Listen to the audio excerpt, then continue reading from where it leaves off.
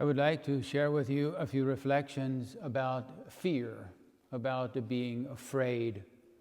The first reading today was from the first letter of St. John, chapter 4, and we read these beautiful words. There is no fear in love, but perfect love drives out fear. In the Holy Gospel today, from chapter 6 of St. Mark, the apostles are by themselves. Jesus is not with them. They were by themselves in a boat. And it says it's about the fourth watch of the night. So it's dark. The fourth watch would be between 3 a.m. and 6 a.m.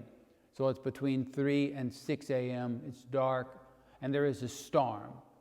It says that the wind was against them and that they were being tossed about by the waves, They were afraid. They thought that their boat was going to sink.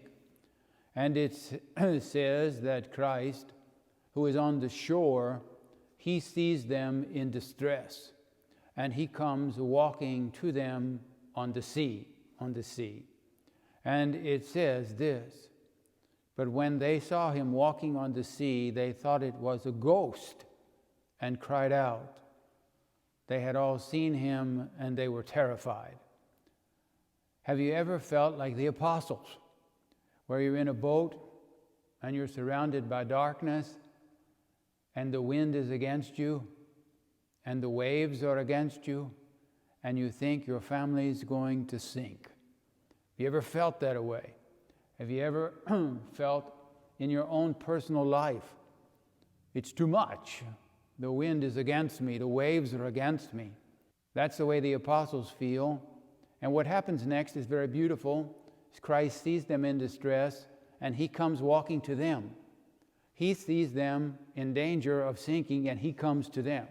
If I suggested to you in your own lives that when you are in distress and you're afraid, that Christ comes to you, would you believe that? That is true. Sometimes we are not really aware of that, but that is true. Think back in your own life. Jesus says, take courage, it is I. So he says that to them while he's on the water and they're in the boat. And it says that he continues walking and he gets into the boat. He gets into the boat with them. And as soon as he gets into the boat with them, the wind dies down. The wind dies down and the waves, they stop tossing the ship about. If Jesus is in your boat, you won't sink. That's very profound, by the way. If Jesus is in your boat, you won't sink. If Jesus is in your family, you won't sink. You won't sink.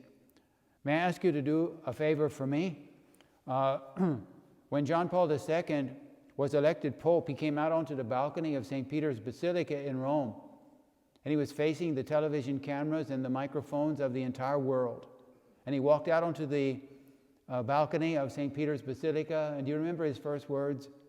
He says, be not afraid. Don't be afraid. Don't be afraid. Fear sometimes can paralyze people. Sometimes it is a paralyzing emotion. It prevents people from acting at all, depending upon how grievous and severe the fear is.